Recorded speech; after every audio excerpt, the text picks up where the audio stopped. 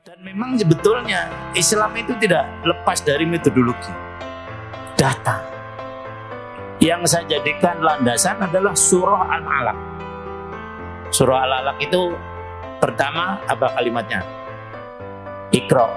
Kita biasa mengartikan membaca, ternyata tidak. Qara'a itu dari kata mengumpulkan satu dengan satu. Bukan membaca begini, bukan. Mengumpulkan, kalau dikatakan mengumpulkan, orang yang membaca data itu mesti mengumpulkan. Qara'a yaqra'u. Ternyata salah satu artinya adalah riset dan meneliti. Bukan hanya membaca. Dan ini dilakukan oleh para ulama juga. Sehingga muncul dalil namanya istiqra. Jadi kata qara'a, istiqra itu artinya meneliti. Dan hasilnya para ulama itu spektakuler. Penelitian Imam Syafi'i sampai sekarang belum terbantahkan. Ini di Quran tidak ada, di hadis tidak ada. Ketika beliau ingin menentukan orang mulai balik itu umur berapa?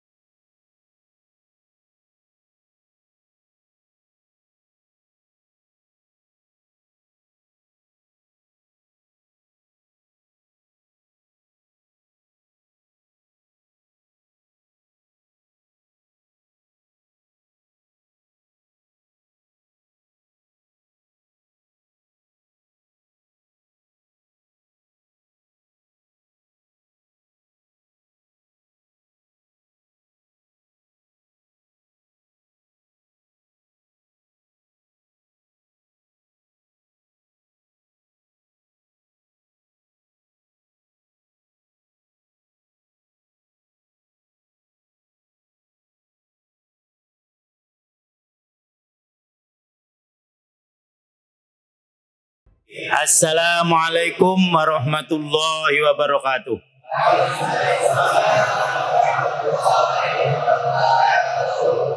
Alhamdulillahilladzi amrona biluzumil jamaah wala jama'ata illa bi'imaruh. Wassalatu wassalamu ala nabir rahmah wa ala alihi wa ashabihi hudatil ummah. Asyhadu an la ilaha illallah wahdahu la syarikalah wa asyhadu anna Muhammadan abduhu wa rasuluh. Masya Allah kan wa ma lam yasha lam yakun. La haula wa la quwata illa billahil aliyil azim. Amma ba'd.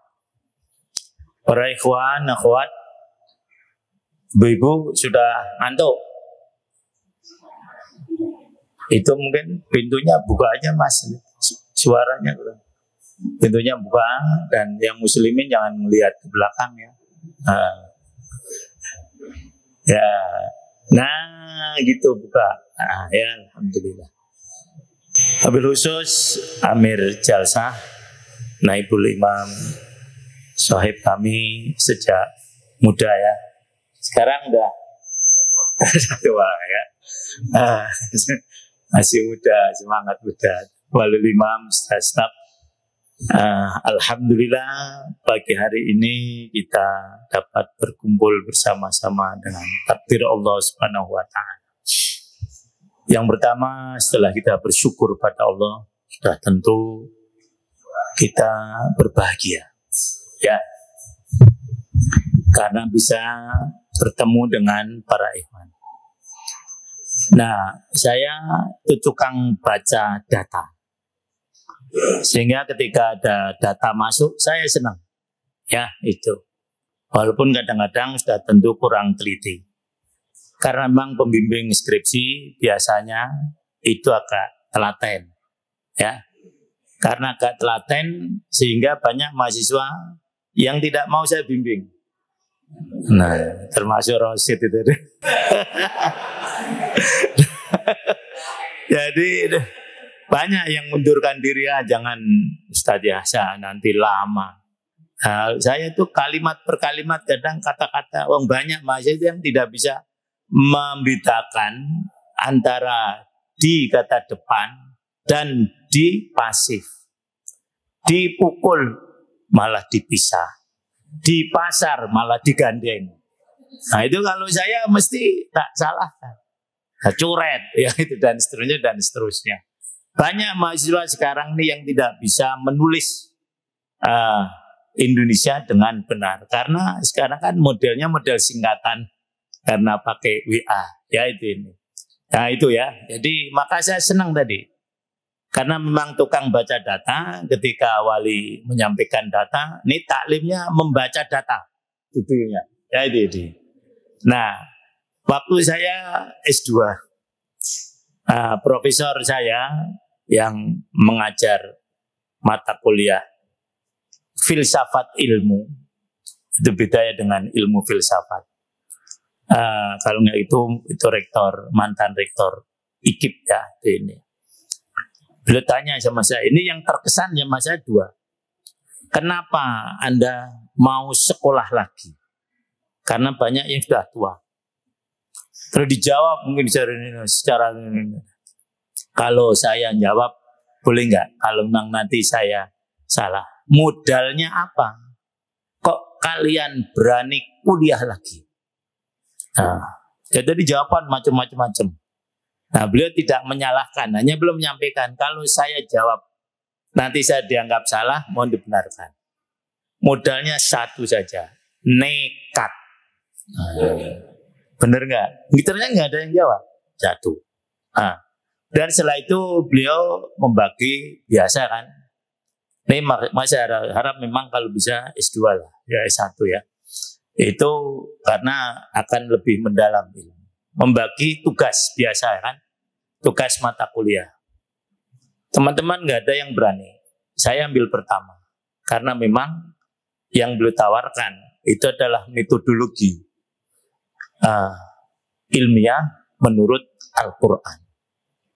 Nah, mungkin teman-teman yang apalagi yang belakang pesantren mungkin seperti saya, itu ini hal yang baru. Nggak ada yang ngambil, Prof saya. Jadi saya pertama maju. Dan memang sebetulnya Islam itu tidak lepas dari metodologi. Data. Yang saya jadikan landasan adalah surah Al-Alaq. Surah Al-Alaq itu pertama apa kalimatnya? Iqra. Kita biasa mengartikan membaca. Ternyata tidak. Qara'a itu dari kata mengumpulkan satu dengan satu. Bukan membaca begini, bukan. Mengumpulkan, kalau dikatakan mengumpulkan, orang yang membuat data itu mesti mengumpulkan. Qara'a yaqra'u. Ternyata salah satu artinya adalah riset dan meneliti. Bukan hanya membaca. Dan ini dilakukan oleh para ulama kita. Sehingga muncul dalil namanya istiqra. Jadi kata qara'a, istiqra itu artinya meneliti. Dan hasilnya para ulama itu spektakuler. Penelitian Imam Syafi'i sampai sekarang belum terbantahkan. Ini di Quran tidak ada, di hadis tidak ada. Ketika beliau ingin menentukan orang mulai balik itu umur berapa? Di Quran tidak ada. Tidak disebutkan bahasanya ketika orang itu mukallaf umur sekian, ayatnya tidak ada. Hadis pun tidak ada. Nah ini kalau tidak ditentukan sangat membahayakan. Maka beliau membuat sampel. Nah ini data semua. Nah, itu. Dia kumpulkan beberapa perempuan. Kemudian mungkin saat itu belum disebar angket. Beliau riset, field riset. Tidak library. Karena saat itu memang belum ada. Ada salah satu ciri biasanya. Mahasiswa malas itu lebih milih library riset. Itu mahasiswa malas ya itu. Nah, pengen cepat ya itu. Tapi juga mungkin ya ada yang memang kepingin dia itu ya di latar belakang yang lain. Tapi belum tentu ya. Kalau library riset itu tanda orang malasnya kebagian. Ya itu. Nah, maka dia field riset. Dia tanya satu persatu. Masya Allah. Nah, responden. Dan ini semuanya bahasa riset. Ya, itu. Anak-anak perempuan kumpulkan tanya. Cik, kurang lebih gitu. Kamu head umur berapa? Itu bayangkan. 9 tahun. Tanya lagi. Kalau tadi misalnya tanya Fatimah ya, sekarang kita Aisyah. Aisyah, kamu head umur berapa? 9 tahun.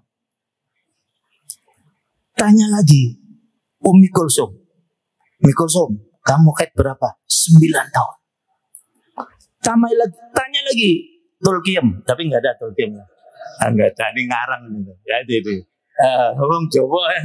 Nah ya itu, penerangan tuh maksudnya kan gitu. Nah tanya lagi, ya itu, Ruqayyah. Ruqayyah, kamu head umur berapa? 9 tahun. Sudah tentu tidak semua penduduk di kota itu dia tanya. Tidak. Ini namanya sampling. Ini dari mata kuliah. Saya dulu pertama kali dosen. Itu dosen metodologi riset. Bayangkan. Nah, ya.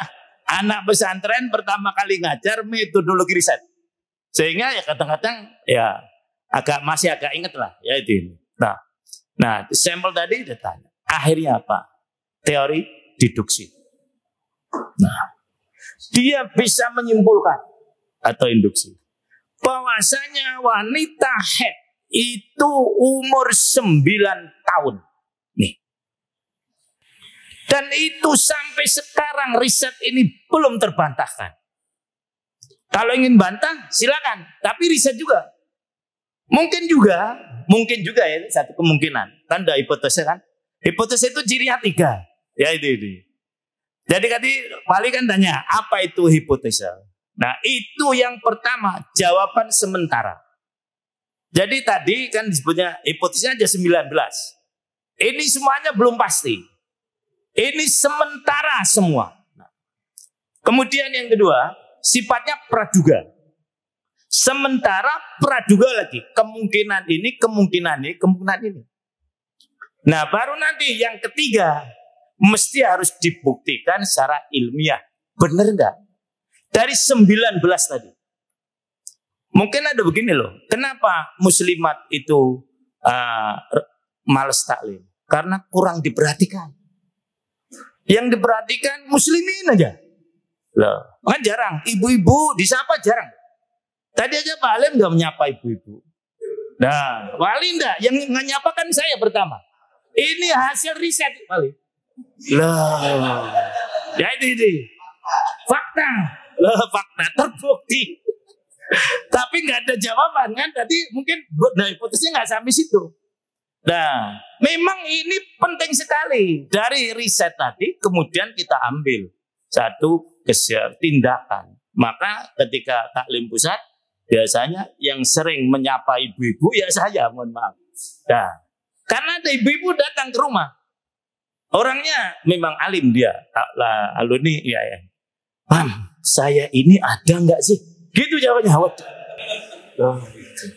Lo ibu ada kah? Ternyata enggak. Saya ini wujudina keadamina. Begitu. Ngerti nggak maksudnya? Keberadaan saya itu tidak dianggap orang. Lah apa? Lo sejak awal saya nggak disapa. Apa karena kami di belakang? Lo gitu. Nah itu. Jadi itu kemungkinan. Nah kemarin waktu taklim wilayah di Jawa Barat, Masya Allah, ternyata ibu-ibu banyak sekali.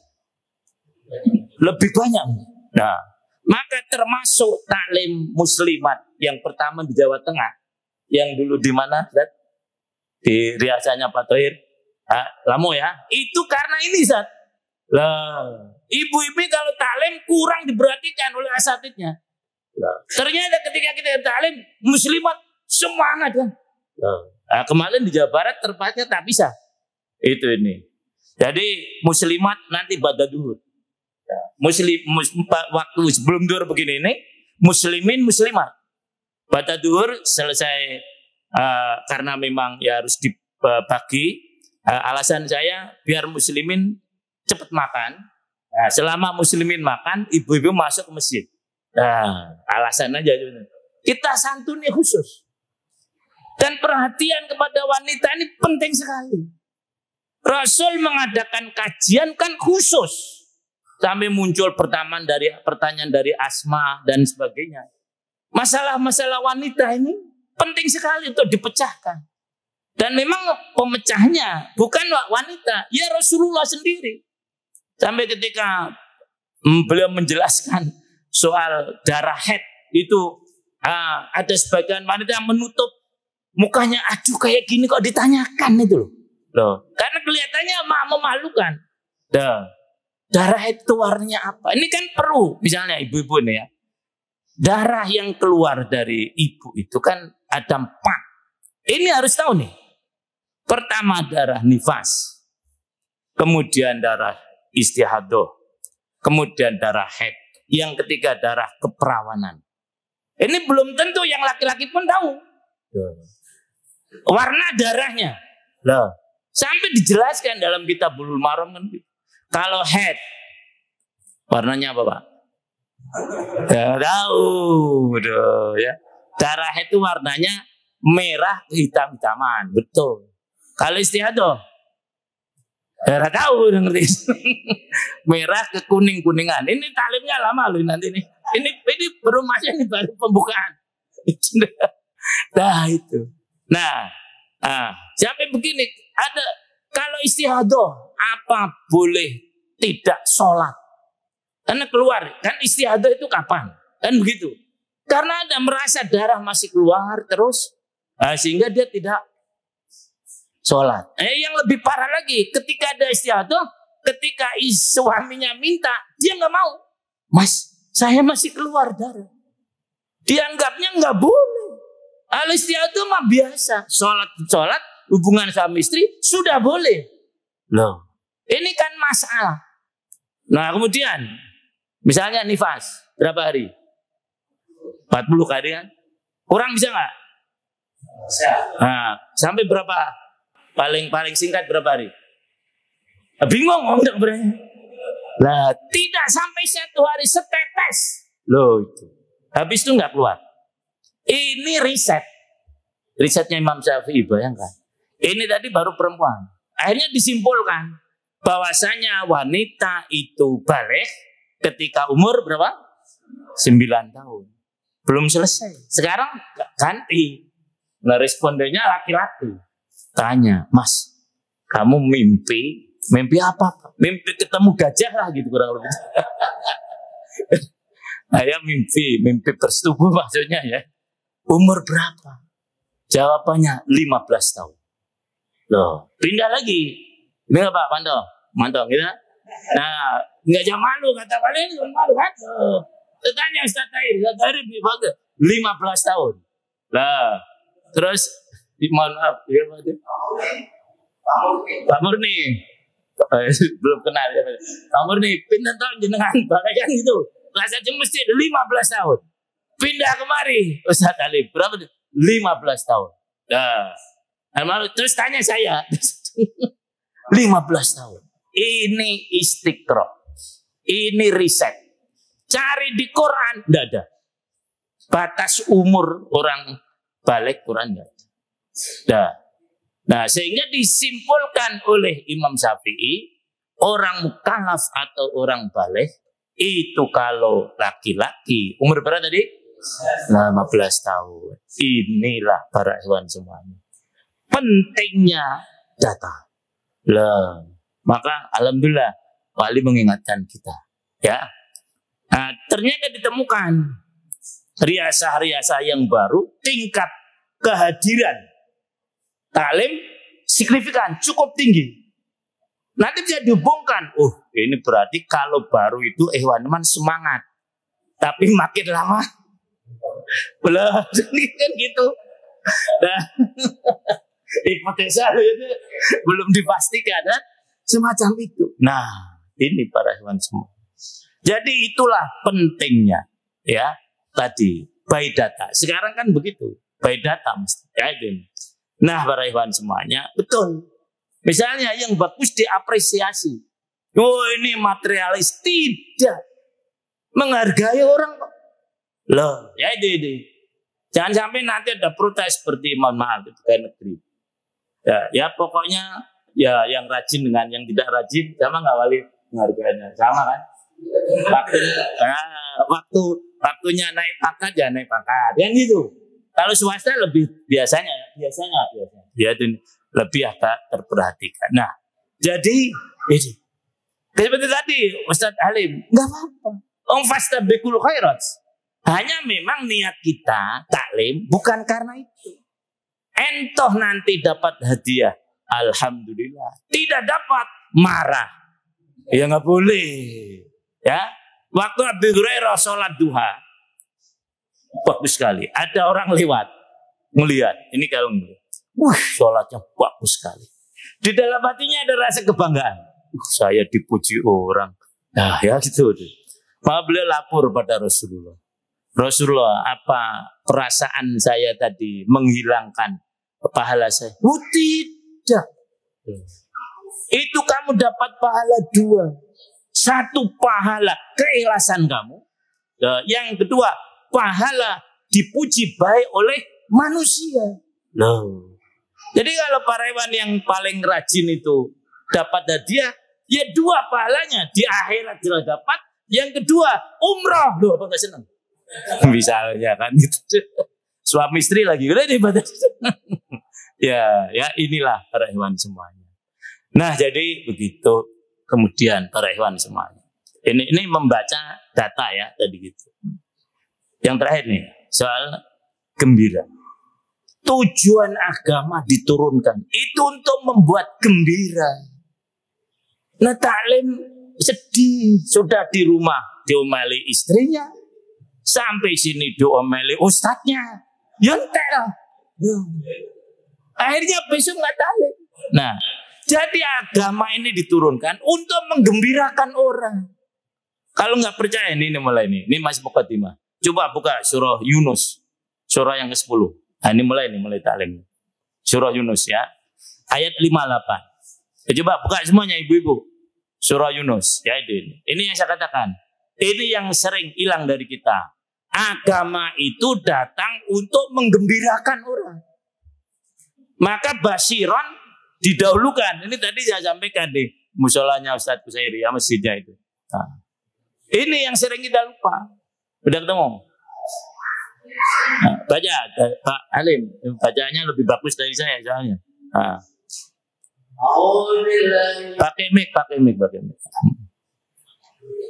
A'udzu billahi minasyaitonir rajim. Qul bi fadlillahi wa bi rahmatihi fabidzalika falyafrahu huwa khair.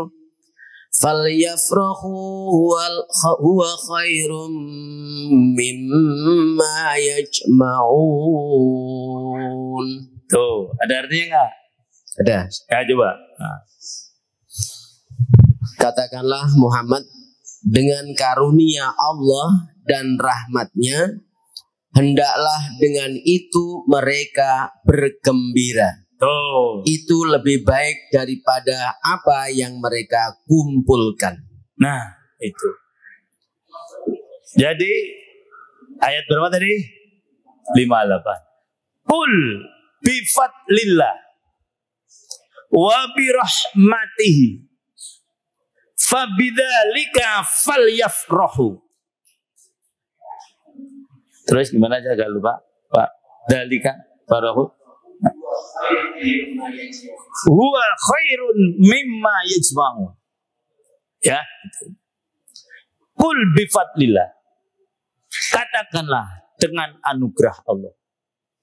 Wa bi rahmatihi, dan dengan rahmatnya.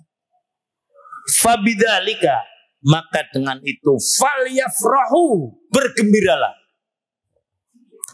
Faraha itu satu bagian, satu bahasa yang dengan gembira. Gembira kan banyak bahasa Arabnya. Apa Naib? Ada yang siapa faraha? Apa lagi?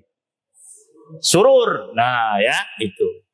Kalau sebetulnya apa lagi? Gembira lagi. Apa? Sa'ada. Nah tuh. Sa'ada. Gembira. Ya itu. Kalau fal yafrahu itu gembira yang ada sedikit kebanggaan. Loh. Kalau sa'adah tadi memang hampir tidak ada kebanggaan. Maka sa'adatud darain kan gitu. Misalnya begini, saya ikut lomba. Terus saya diumumkan menang. Saya gembira dan ada rasa bangga. Ternyata, loh, boleh nggak begitu? Boleh. Nah, asal presentasi kebanggaannya jangan sampai mengalahkan. Nah, melebihi. Yang dilarang adalah yang kebanggaannya keterlaluan menghilangkan ya unsur yang lain. Itu yang dilarang oleh Allah pada Qarun. La tafro, innallaha la yuhibbul farihin. Tapi kalau yang tadi diiringi dengan kebanggaan itu boleh. Dan di sini bergembiralah kamu. Dan diiringi dengan apa? Rasa bangga. Ya, diiringi ya ini. Nah, jadi apa yang dimaksud dengan fadlillah? Nah, ini mulai pada tafsir. Dan mengatakan Quran. Karena kita ini dapat Quran. Ya, itu. Wa bi rahmatihi. Dan dengan rahmat Allah. Kalau boleh ini mungkin penjelasan saya itu yang mengatakan tafsir saya. Ya itu. Kan tadi Wali katakan jamaah itu adalah apa tuh? Rahmat kan? Loh. Dan kita bisa berjamaah. Karena salah satu bagian daripada rahmat adalah berjamaah. Maka dengan kita dapat interaksi mengamalkan Quran dan kita berada dalam jamaah yang wujud rahmat tadi. Ini saya mengatakan tafsir ya, ini pemahaman saya. Ya itu ini. Pantas kita gembira. Maka kalau pas datang hari talim mesti disambut gembira. Malah talim lagi. Nah, kan kemarin baru talim. Ini gimana sih Amir? Nah, ini berarti belum menghayati itu. Belum menggembirakan. Nah, kadang-kadang talimnya juga nggak menggembirakan. Ya itu. Talim di sini amanat. Misalnya begitu. Nah, ini introspeksi ya panitianya. Infak terus. Aduh, masya Allah. Nah, jadi salah satu tujuan diturunkannya syariat adalah apa tadi? Agar kita ini apa jadi orang yang gembira. Lah memang pantas. Dan itu semuanya adalah khairun mimma yajma'un. Itu lebih baik dari apa yang kamu kumpulkan. Biasanya orang kumpulkan apa? Harta. Loh. Maka kalau dia paham, apalagi sudah diambil waktu oleh Umar hari Ahad. Kan hari Ahad bukan hari untuk mengumpulkan harta kan? Lebih kan, ya udah. Jadi udah pas sekali ya kalau sampai sudah hari Ahad masih juga tidak mau talim. Seandainya toh hari kerja pun, loh, mesti dia akan tinggalkan kerjanya. Nah ya, jadi bukan ekstrim. Mesti dia milik talim.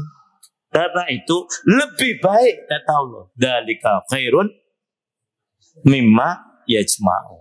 Nah ya, jadi mohon kalau taklim ya di samping nadiron jelas ya, tapi banyaklah apa? Basiron. Ya itu. Orang taklim para sahabat mau datang kepada Rasul itu, mereka sudah dari rumah, wah gembira dia. Lah, begitu juga para ikhwan ya diharapkan. Nah, insya Allah dengan itu ya taklim kan ini sudah awal nih, sudah tadi diawali dengan riset. Nah, kemudian saya yakin. Keyakinan itu kegembiraan sendiri itu. Tapi kalau saya, di riset kayak apa ya paling ya. Nah, itu sudah sedih. Belum terjadi sudah sedih. Tapi kalau kita ini husnudon, belum terjadi sudah gembira. Nah, walaupun nanti seandainya realitanya tidak, tapi kan sudah nyicil gembira. Nah, sama seperti kita misalnya anak kita lulus Nah, ternyata tidak lulus. Kan sudah gembira yang tadi kan? Loh, tapi kalau ini tidak lulus. Benar tidak lulus, sedihnya 2 kali. Loh. Nah itu kurang lebihnya Pak Rewan. Jadi insya Allah ya dengan tadi riset yang sederhana ya, tidak perlu disampaikan di hadapan para profesor doktor ya, tapi kita sudah ada, insya Allah ya, itu sudah terlihat keinginan kita untuk berbuat baik. Tadi istiqra ya, riset ya, kata Quran qara itu sebetulnya tidak hanya membaca tapi meriset lah. Nah tulisan saya ini kemudian banyak dimuat di beberapa mass media, hanya aslinya hilang biasa itu ya, buku-buku saya kadang-kadang gitu ya. Nah jadi kalau nggak keliru itu judulnya riset berbasis Quran. Kan langkah itu, riset berbasis Quran ya, tadi dasarnya dalil surah Al-Alaq tadi. Nah para hewan semuanya, pagi hari ini mari kita hayati bersama. Saya sudah minta wali tadi akan menyiapkan diri ya, kita akan menghayati firman Allah dalam surah An-Nisa. Buka semuanya ya, biasakan bawa Quran lah ya, itu. Walaupun tidak bisa baca ya itu. Tapi bangetan istiwa iso maca Qurane. Nah ya itu. Justru karena tidak bisa itu bawa. Wis ra iso ora gelem bawa, apa nisane kan? Itu. Apalagi sekarang saya yakin sekian puluh persen HP ini ada Qur'annya. Benar Mas Rizda? Nah ya itu. Kalau males bawa Qur'annya, bawa HP ini ada semuanya. Ya itu. Udah ketemu ibu-ibu? Bu? Udah ketemu belum? Nah, uang dicari aja belum paham, mau ketemu gimana? Tanya harusnya, Mam surah apa kan gitu. Nah, zaman Rasulullah itu wanita sangat aktif loh bertanya. Sampai Umar emosi. Dulu sebelum Islam, kamu itu udah nggak ada yang berani ngomong. Udah datang Islam kurang ajar, kurang begitu. Tidak bertanya Mat disalahkan, nggak begitu Mat. Memang Islam datang untuk untuk menghidupkan pemikiran manusia. Jadi banyak bertanya muslimat ya, jadi. Dan karena muslimat tanya banyak, akhirnya muncul berapa jawaban yang memang mereka gunakan untuk kehidupan sehari-hari. Nah, surah Nisa Bu, surah perempuan nih. Ya itu. Udah ketemu surah Nisa ya. Ayat 1, 2, 3. 1, 2, 4, 1, 2, 5. 3 ayat ya.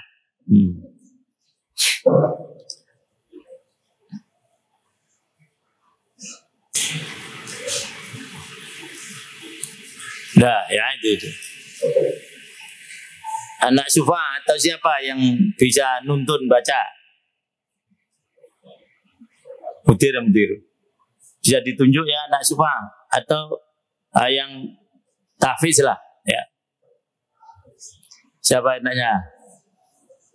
Mir, saya tunjuk.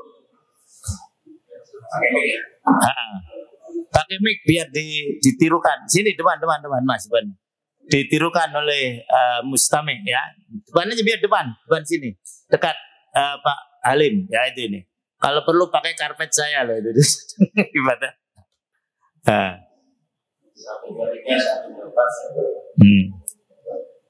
123 karena pernah itu saya nyuruh baca 1, 2, 3 ayat 1, 2 dan 3.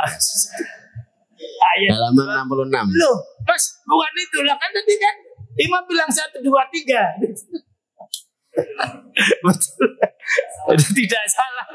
Yang salah yang nyuruh.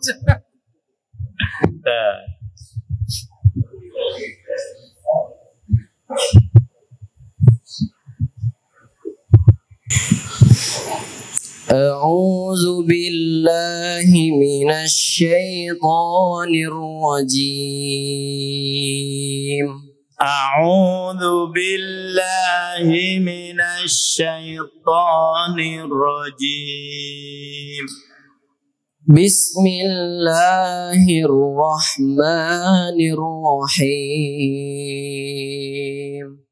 Bismillahirrahmanirrahim. ليس بأمانيكم ولا أماني أهل الكتاب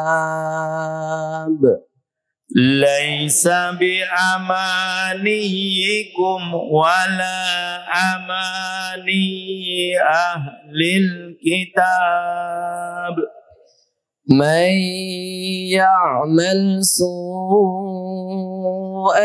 يجز به ولا يجد له من يعمل سوءا يجز به ولا يجد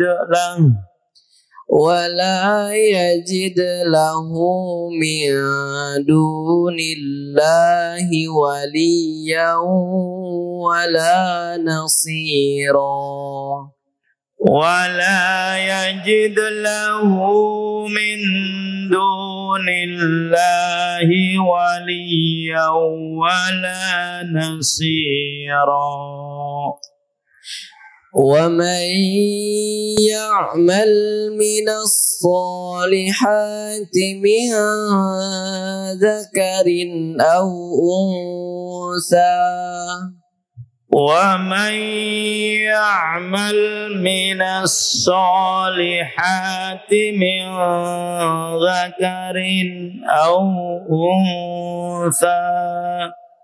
من ذكر أو أنثى وهو مؤمن فأولئك يدخلون من ذكر أو أنثى وهو مؤمن فأولئك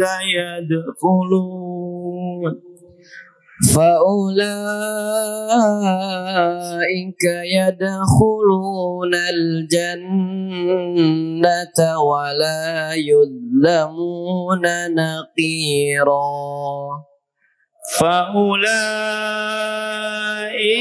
يدخلون الجنة ولا يظلمون نقيرا ومن أحسن دينا ممن أسلم وجهه لله وهو محسن ومن أحسن دينا ممن أسلم وجهه لله وهو محسن واتبع ملة إبراهيم حنيفا وهو محسن واتبع ملة إبراهيم حنيفا واتخذ الله إبراهيم خليلا واتخذ الله إبراهيم خليلا. Ahsantum. Ya, cukup. Ya, alhamdulillah. Nah, jadi inilah yang akan kita coba tadaburi pada ta'lim atau ta'alum. Ini apa ini? Dan jangan terganggu dengan anak-anak. Ya. Biarkan mereka bermain, berlari, mau teriak siapapun juga. Karena itu dunianya. Kecuali kalau yang teriak-teriak Ustadz Abdul Halim, nah itu nggak boleh. Ya. Nah itu risiko kita bawa anak. Dan memang saya lebih senang ya. Jadi ada beberapa ibu yang punya anak di bawah kuliah. Saya senang. Ini nanti cepat selesai nih.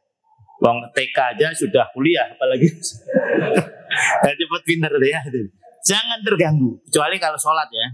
Dan kalau taklim bawa aja. Cucu semua bawa.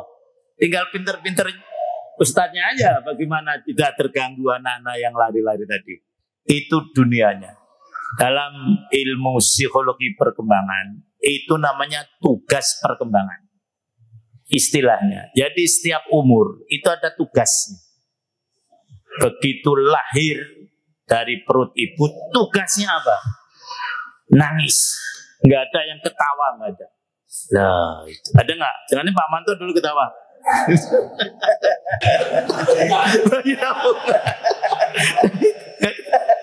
Nah, nanti umur sekian berangkang.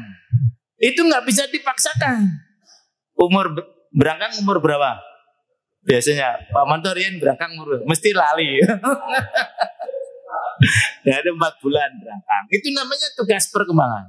Nanti umur setahun biasanya minimal 9 bulan mulai jalan. Ya itu ini penlari dan seterusnya. Itu memang fitrahnya semacam itu. Anak-anak begini ini lagi tugasnya bermain memang. Jangan dilarang. Kasihan mereka. Maka saya sering larang ke masjid. Nanti terhambat itu permainannya karena memang main tidak di masjid. Dan gitu. Biarin aja. Nah, nanti umur 7 tahun mulai tugasnya apa? Sekolah, ya. Itu sudah ada fitrahnya masing-masing, ya.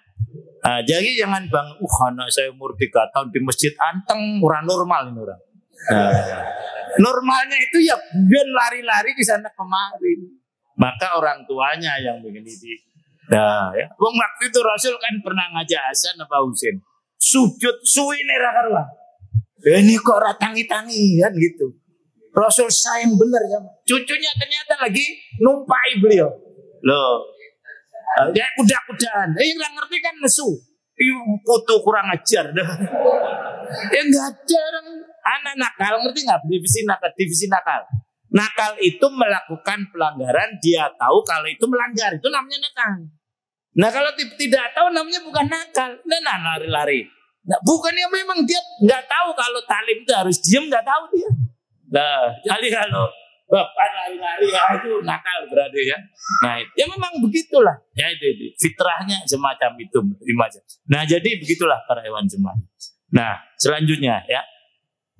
Jadi jangan terpengaruh bapak-bapak dan ibu dengan anak-anak. Biarkan mereka bermain sesuai dengan tugas perkembangannya. Ya. Nah, untuk memahami ayat biasanya yang bisa menopang kebenaran pemahaman adalah ketika kita melihat menopang ya, tidak satu-satunya. Ada nggak ayat ini asbabun nuzul?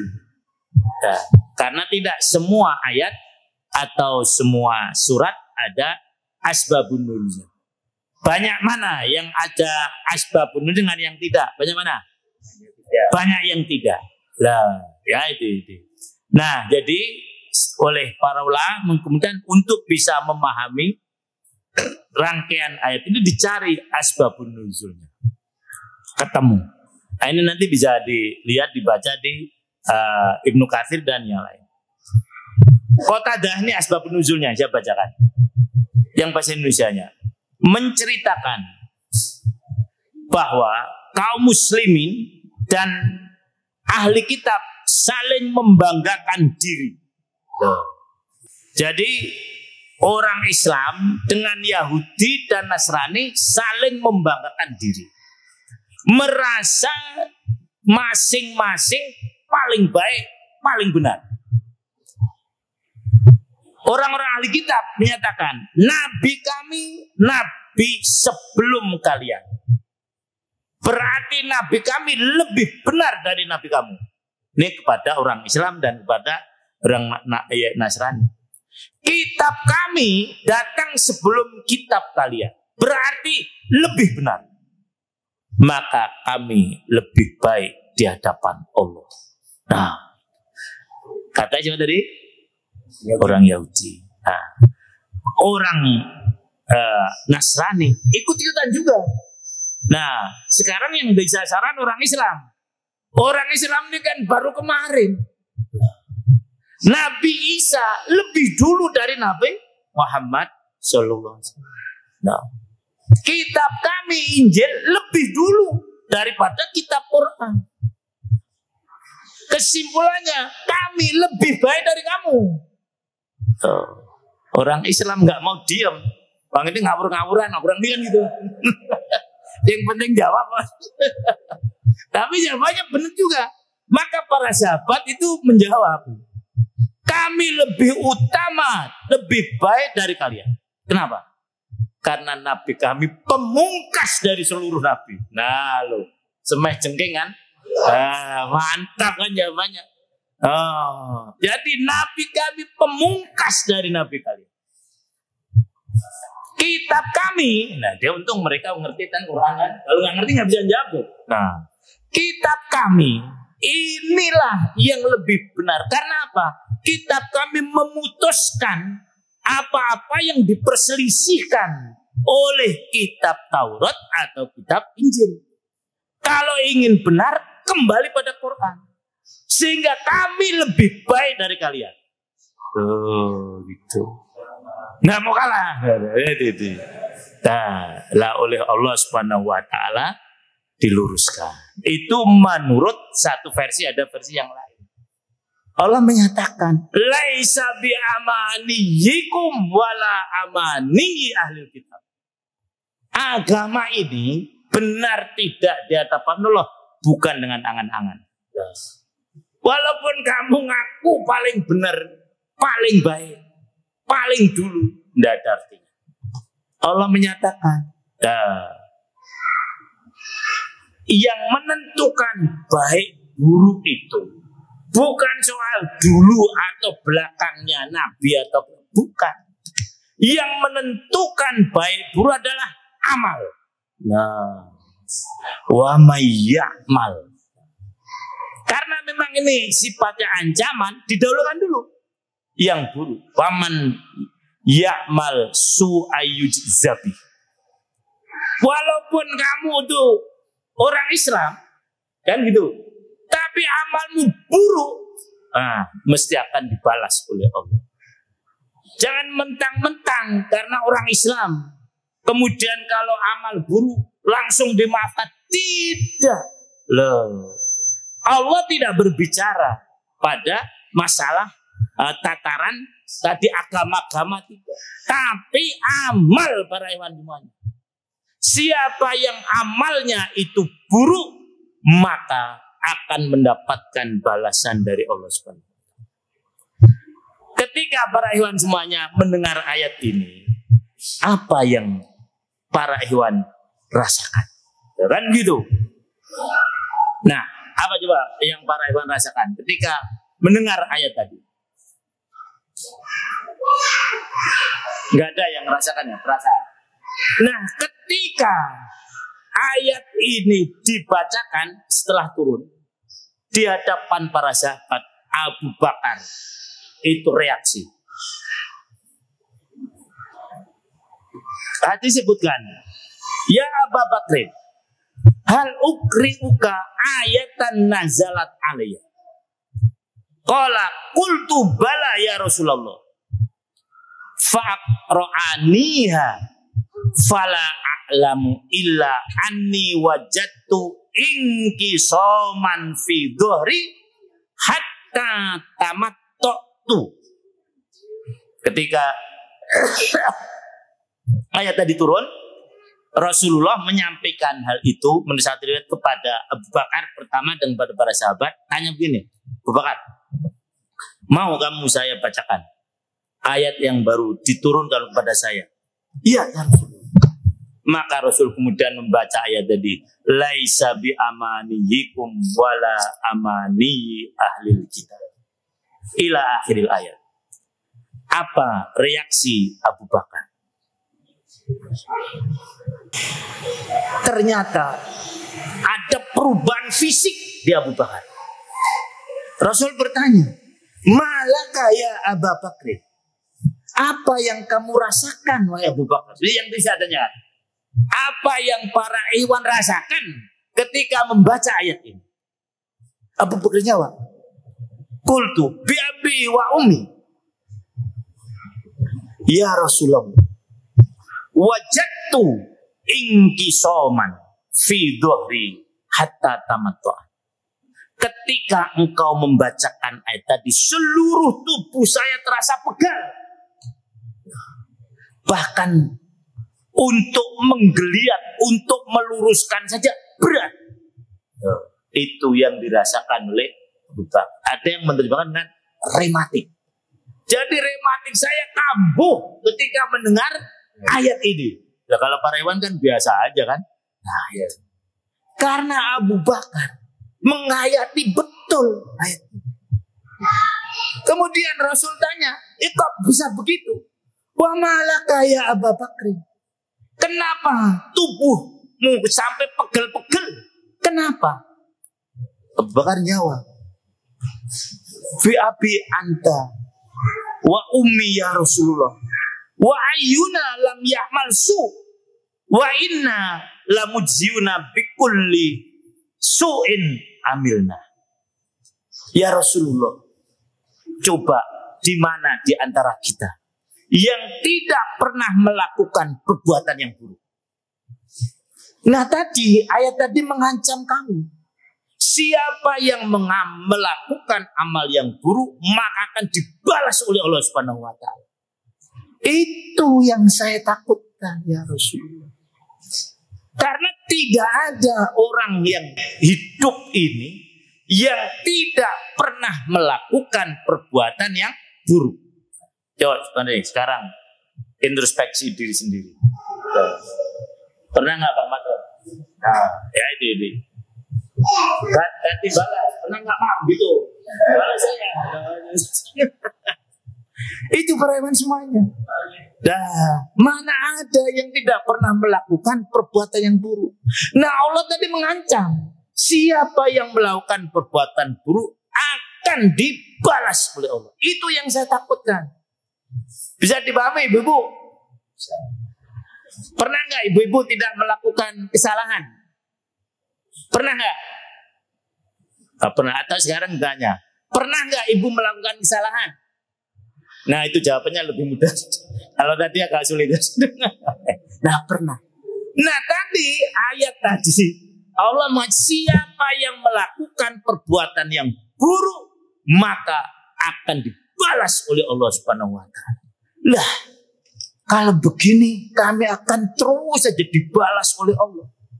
Karena kami tidak pernah tidak melakukan perbuatan yang buruk. Nah, kemudian faqala Rasulullah sallallahu alaihi wasallam, amma anta wa ashabuka ya Abu Bakrin, ya Abu Bakrin, al mu'minuna fatujzauna bidzalika fid dunya hatta talaqqallahu wa laisa lakum dunubun wa ammal akhiruna fayusma'u lahum dzalika hatta yujzau bihi yaumal qiyamah. Abu Bakar pernah gini, udah jangan terlalu khawatir lah. Itu kalian itu beriman, engkau dan sahabat-sahabatmu itu beriman, dan kalau kamu melakukan perbuatan yang salah maka Allah akan balas kamu semua. Nah, ya itu. Walaisa lakum dunubun, sehingga kesalahan-kesalahan kamu hilang ketika nanti kamu menghadap Allah Subhanahu wa taala. Adapun yang lain, orang kafir maksudnya, ketika membuat kesalahan tidak langsung dibalas oleh Allah, tapi dikumpulkan, nanti akan dibalas di akhirat dengan dilipat gandakan balasan. Nah itu. Nah hadis yang lain lebih dirinci. Apa balasan yang diberikan oleh Allah kepada orang-orang yang melakukan kesalahan atau tidak melakukan kesalahan sebagai wujud kasih sayang Allah Subhanahu wa taala. Dalam ayat yang lain, dalam hadis yang lain disebutkan, ketika turun ayat ini, bakaina wa hazinna, kami nangis semuanya. Ketika tadi famayyamal su'an yujzabihi, kami nangis dan kami sedih. Nah, Untuk Rasulullah tahu. Kan tadi salah satu tujuan Quran diturunkan untuk menyedihkan apa untuk menggembirakan. Nah, ma anzalna alaikal qur'ana litasqa. Kan begitu. Nah, Rasul kemudian amma walladhi nafsi biyadihi innaha laqama nazal walakin abshiru wa qaribu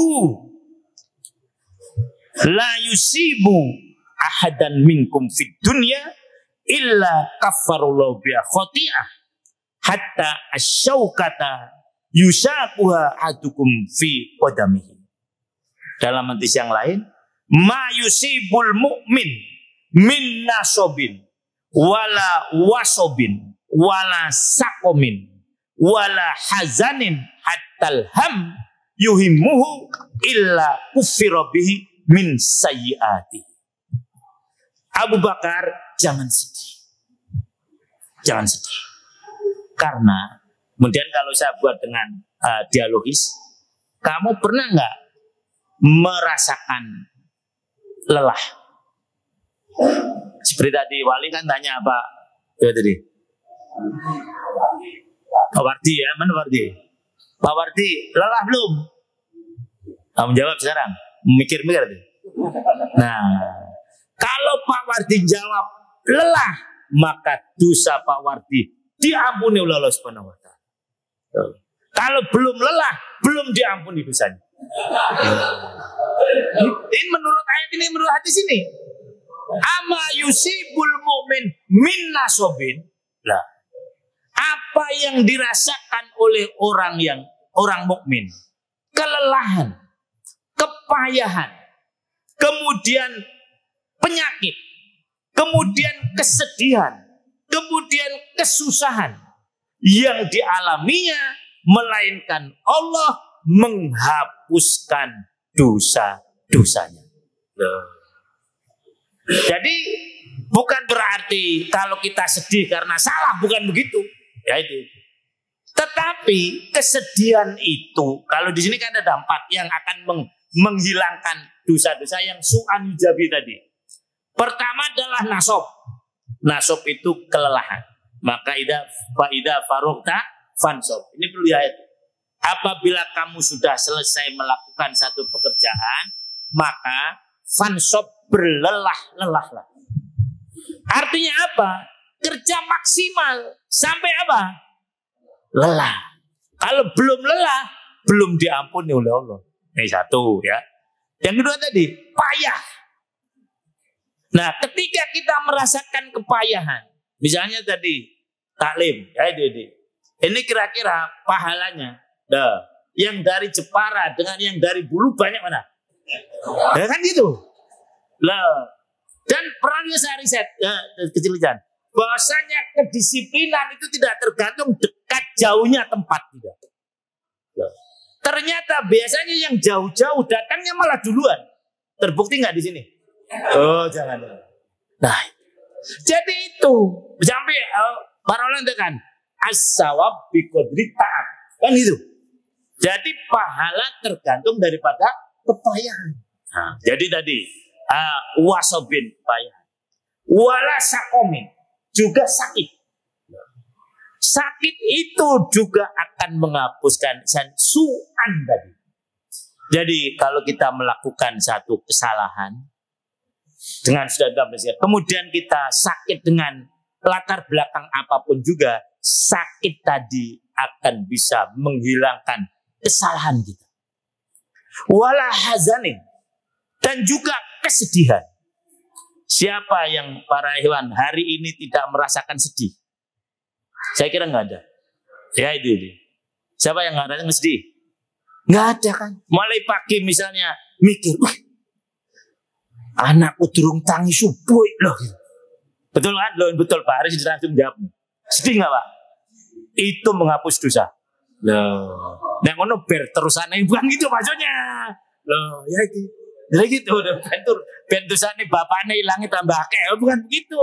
Loh, mau berangkat ini loh, ada yang ributkan dulu dengan istrinya. Mak taklim, malah taklim terus. Dah, atau suami istrinya bilang, Pak taklim, taklim terus. Padahal kalau diajak ke mall nggak pernah dibutuhkan. Nah kan gitu.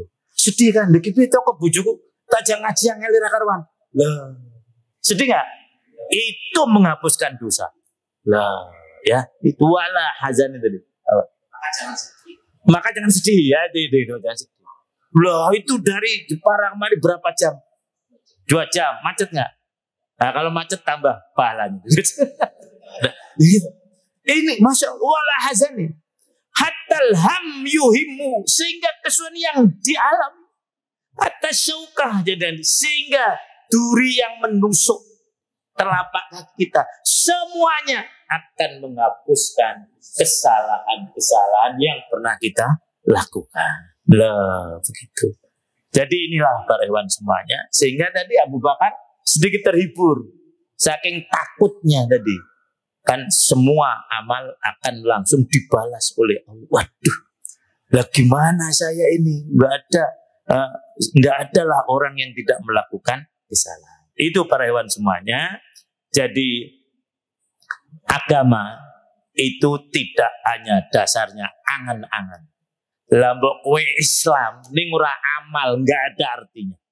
Loh, jangan seperti orang Yahudi yang tadi, pokoknya agama saya paling benar. Nah, tapi dia tidak apa? Beramal. Sampai begini ya, seandainya saya masuk neraka, paling 40 dinoto. Gitu. Berarti ganti oleh orang Islam. Lah kenapa? Karena dulu nenek moyang saya, kita itu menyembah anak sapi mung 40 dino. Nah gitu. Nah model begitu. Nah ini para hewan. Ya. Terus selanjutnya ayat yang ke 134 ya. Jadi jangan takut lelah para hewan semuanya. Kerja maksimal. Insya Allah kelelahan, kecapean, kesusahan, kesedihan para hewan akan menghapus kesalahan-kesalahan yang para hewan lakukan. Wa may ya'mal minas solihat, barang siapa yang beramal soleh, min zakarin au unsa, baik laki-laki maupun perempuan. Ingat, karena menggunakan kata au, bukan wa. Ini penting sekali. Nah, artinya apa? Kalau wow, itu biasanya litartib. Jadi misalnya dakhala al-masjid, nah imam, wa walul imam, wa naibul imam. Biasanya begitu. Kayak itu. Tapi kalau au biasanya bareng. Ini pilihan takhir. Nah, dari sini Islam menggambarkan kalau mau ambil disertasi, bias gender nggak ada dalam Quran. Karena apa? Laki-laki dan perempuan disamakan oleh Allah Subhanahu wa taala. Atau perempuan.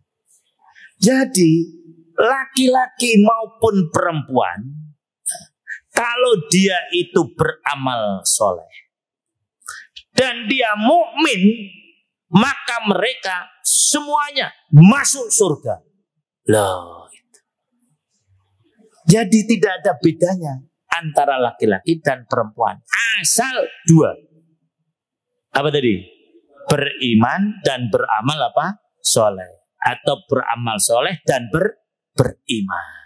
Lah, ya ini. Mungkin amaliyahnya agak beda ketika di dunia. Antara laki-laki dan perempuan, jelas. Ya itu. Sholat misalnya. Laki-laki sholat terus, nggak pernah libur kan? Nah, ibu-ibu kan minimalnya sepekan rata-rata ya, temen 3 hari lah. Ya itu ini. Kan berhenti. Nah, ya itu. Tetapi surganya sama. Lah, tidak karena dipotong oleh Allah ya. Nah, kamu selama 1 tahun nggak sholat segini-segini nih, maka surgamu, dah, nggak bisa. Allah katakan, wala yudlamuna nakiro, semua masuk surga, surganya sama. Lah, jadi jangan sampai mengutamakan, jangan lupa gini, suarga nunut, neraka katut aja, ya, masing-masing kita nanti di hadapan Allah dihargai oleh Allah, laki-laki maupun perempuan, asal beriman dan beramal soleh. Tidak urusan Apakah itu Yahudi atau itu Nasrani. Asal pertama beramal. Yang kedua beriman. Sudah tentu iman yang benar. Jangan ini kemudian dikatakan semua agama benar, nggak ada. Kalau semua agama benar wis bingung ke. Nah, ya itu lebih baik nggak usah beragama sekalian. Wong kabeh bener kok. Ya kan gitu. Nah, jadi mukmin, mukmin itu iman yang nanti akan dijelaskan. Iman yang benar itu yang bagaimana? Pada ayat yang ke-125. Nah, jadi ayat ini menggambarkan kesamaan derajat antara laki-laki dan perempuan. Mereka masuk surga dengan tidak dikurangi, didolimi amalnya sedikit pun. Ditambah ya, Allah lebih menekankan penambahan daripada pengurangan. Kalau hal yang baik. Tapi kalau yang buruk Allah menekankan pengurangan daripada kesamaan. Kalau kita melakukan satu kebaikan, tidak ada yang dibalas satu, nggak ada. Mesti dibalas minimalnya berapa? 10. Tapi kalau melakukan keburukan, seandainya dibalas satu saja, seimbang. Dan kalau sudah niat, tidak jadi. Kalau itu baik, sudah dapat pahala. Tapi kalau buruk, belum dapat apa? Nah, dosa. Wala yudlamuna nakiro. Nah, kemudian siapa yang akan dibalas oleh Allah dengan masuk surga tadi? Nah, ini. Waman ahsanu dinan. Dan siapa yang lebih baik agamanya? Mimman aslama wajhahulillah. Dibanding orang yang menyerahkan wajahnya kepada Allah. Wa huwa muhsin. Dan dia selalu berbuat baik. Wattaba'a millata Ibrahim. Dan mengikuti millah agama. Nanti saya jelaskan. Bedanya dengan din. Hanifan. Dengan lurus. Wattakhadallahu Ibrahima khalila. Dan Allah telah menjadikan Nabi Ibrahim sebagai kekasihnya atau kesayangannya. Bapak-bapak, kalau saya tanya, siapa orang yang baik? Jawab. Nggak bisa ya. Kalau ibu-ibu bisa, perhatikanlah nih. Ibu, Bu, siapa orang baik? Kalau saya jawab gini, boleh nggak? Orang baik adalah orang Islam. Nah, jadi orang yang baik itu adalah orang Islam. Kalau tidak Islam, ya tidak baik. Satu, ya itu. Tetapi Allah tidak menghendaki kita ini hanya baik saja, tidak. Tapi Allah menghendaki kita paling baik. Lah, begitu ya. Ingat Pak Rewan, inilah tadi maksimalisasi. Memang kalau kita beramal harus maksimal. Maka Allah mengatakan, waman ahsanu, isim tafdil. Siapa yang lebih baik? Bukan hanya gini, siapa yang baik? Bukan. Kalau tadi ditanya siapa yang baik aja nggak bisa jawab. Nah ya itu. Nah sekarang pertanyaan dinaikkan. Siapa yang lebih baik? Paling baik. Dinan agamanya. Agama di dalam Al-Quran hanya Islam. Maka jadi saya tanyakan. Pertama, siapa yang baik yang beragama Islam? Pak Hadi mau bantah? Oh, enggak ya, udah. Pokoknya kan Pak Hadi, Pak Hadi ya, semuanya ya. Barometer dia. Ya, jadi, setuju ya, orang yang baik adalah orang Islam. Jadi, Ibu kalau mencari menantu kan barometer pertama kan agama. Fasbar bidatidin. Soal kekayaan, kegantengan, keturunan nanti. Nah ini, jadi orang yang baik adalah orang yang beragama Islam. Nah sekarang siapa orang Islam yang terbaik? Begitu. Maka ini dalam perspektif tafsir Maudhu'i, saya beri judul begini. Ini ada makalahnya nih, yaitu menjadi muslim terbaik, bukan hanya muslim baik, dengan mengikuti milah Ibrahim. Ini kalau dibuat Maudhu', ya itu. Nah, kalau kita ingin menjadi muslim yang terbaik, maka syaratnya 3. Pertama, aslama wajhahu lillah. Nah, kan tadi dengan pertanyaan istifham ingkari dan retoris. Siapa yang terbaik Islamnya atau agamanya?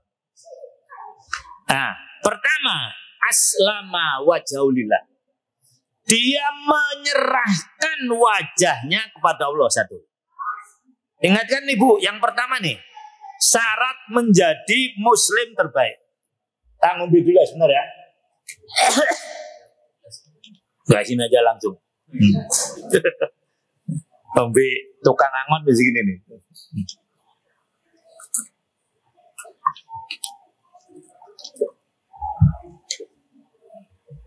Yang kedua, muslim terbaik adalah yang dia muhsin, yang dia selalu berbuat baik. Nanti saya jelaskan. Jadi, yang ketiga, ittaba millata Ibrahim, mengikuti milah Ibrahim. Kenapa tidak sebut din? Ya, diartikan oleh Departemen Agama kedua-duanya dengan terjemah agama. Jadi pada ayat yang ke-125 tadi, mengikuti agama Nabi Ibrahim. Di depannya sudah siapa yang lebih baik agamanya. Sebetulnya ada perbedaan. Oh jelas, bedanya di mana? Din dan milah, bedanya di mana? Ya dari hurufnya beda. Nah, bener kan, yang satu dal ya nun, yang jadi mim lam lam tangan. Nah, menjawab. Betul. Nah, kemudian oleh para ulama coba dianalisis. Bedanya pertama gini, Ustaz Talib. Kalau din itu hampir tidak ada. Boleh dimudofkan, disandarkan, baik kepada Allah maupun kepada manusia. Dinullah, boleh nggak? Boleh. Dinu Muhammad, boleh nggak? Boleh. Itu satu ya bedanya. Mudhaf itu tadi sandaran. Tapi kalau milah, hampir tidak ada. Milah yang disandarkan kepada Allah tidak ada. Milah selalu disandarkan kepada makhluk. Nah, kalau para Iwan pernah nggak nguburkan jenazah? Badi pernah nguburkan jenazah? Oh, belum pernah. Dicoba itu Pak ya. Maka ngerti doanya nggak ngerti kan? Nah, kalau kita nguburkan jenazah kan Bismillah wa ala millati Rasulillah. Tidak wa ala millatillah, nggak ada. Jadi kata milah tidak dimudofkan kepada Allah, tapi dimudofkan, disandarkan kepada makhluk. Millatu Ibrahim. Nah, millatu Muhammadin, bukan millatullah. Itu yang kedua. Yang ketiga, biasanya din itu dalam tataran konsep. Biasanya milah aplikasi. Jadi misalnya sholat, ya itu konsepnya. Pelaksananya apa? Milah. Ini kurang lebihnya 3 perbedaan antara din dan milah. Oleh karena itu disebutkan lebih pada aplikasi, mengikuti milah Ibrahim. Nah, bukan mengikuti agama apa? Ibrahim. Karena orang Yahudi ngakunya ngikuti kok, yaitu ngikuti agama Ibrahim, tapi prakteknya tidak ngikuti. Nah, kalau mengikuti Nabi Ibrahim, nerima Nabi Muhammad Sallallahu Alaihi Wasallam. Nah, orang Nasrani juga begitu. Pengakuannya saya mengikuti din Ibrahim, betul, tapi milahnya, prakteknya tidak. Itu kurang lebihnya ya perbedaannya. Nah, jadi orang yang terbaik agamanya, yang terbaik Islamnya adalah pertama, yang menyerahkan wajahnya kepada Allah. Yang kedua, yang selalu berbuat baik. Yang ketiga, dia mengikuti millah Ibrahim. Tentang aslama wajhulillah, ini banyak penafsirannya. Nah, antara lain ikhlas, ya. Jadi orang yang terbaik agamanya adalah orang yang dalam beragama itu ikhlas semata-mata karena Allah. Taklim datang bukan karena nanti mau hadiah umroh, bukan. Ya itu sih. Kita kunci dulu nih. Ya itu. Tapi semata-mata karena Allah Subhanahu wa taala. Ada lagi yang mengambil dari perspektif ilmu balaghah. Aslama wajhulillah. Ada dalam istilah balaghah itu dzikrul juz wa iradatil kul. Disebutkan sebagian tetapi maksudnya keseluruhan. Wajah itu adalah bagian dari keseluruhan tubuh. Jadi menyerahkan wajah bukan berarti menyerahkan mukanya pada Islam, bukan. Tapi menyerahkan apa kira-kira? Seluruh hidupnya untuk apa? Islam. Nah, yang jadi pertanyaan, sudahkah kita begitu? Loh, kan begitu. Nggak usah lihat temannya, lihat dirinya. Nah, sudahkah kita semacam itu? Yang disebut ke wajah, tidak tangan ya. Nah, aslama yadahu gitu. Nah, karena memang dari seluruh tubuh ini, yang paling penting, yang paling menentukan nasib adalah apa? Wajah. Bu, bertanya, yang paling habiskan ongkos itu muka apa kaki? Ada nggak kaki kasih gincu?